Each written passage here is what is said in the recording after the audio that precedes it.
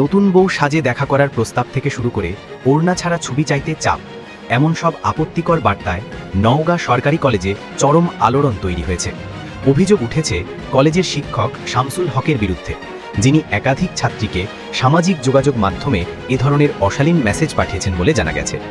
Viral হওয়া স্ক্রিনশটগুলোতে দেখা যায় কোনো শিক্ষার্থীকে উদ্দেশ্য করে তিনি সৌন্দর্য নিয়ে অশালীন মন্তব্য করছেন, কারো কাছে আবার নতুন বউ সাজে দেখা করতে চাইছেন, এমনকি সরাসরি ওড়না ছাড়া ছবি চাইতেও দেখা যায় তাকে। এসব কথোপকথন প্রকাশ্যে আসতেই ক্ষোভে ফেটে পড়েন শিক্ষার্থীরা। রবিবার সকাল থেকে কলেজ ক্যাম্পাসে তারা বিক্ষোভ শুরু করেন এবং গেটের সামনে স্ক্রিনশটগুলো টানিয়ে দেন। রাষ্ট্রবিজ্ঞান বিভাগের এক শিক্ষার্থী জানান, প্রায় 2 বছর আগে বিএমসি মহিলা কলেজের অধ্যক্ষ থাকা অবস্থাতেও ফেসবুকের মাধ্যমে তিনি একই ধরনের মন্তব্য করতেন।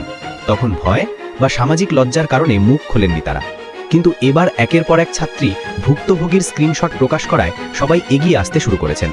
শিক্ষার্থীদের অভিযোগ, শুধু মেসেঞ্জার নয়, সরাসরি ক্যাম্পাসেও শিক্ষক শামসুল হক প্রায়ই তাদের সৌন্দর্য নিয়ে অস্বস্তি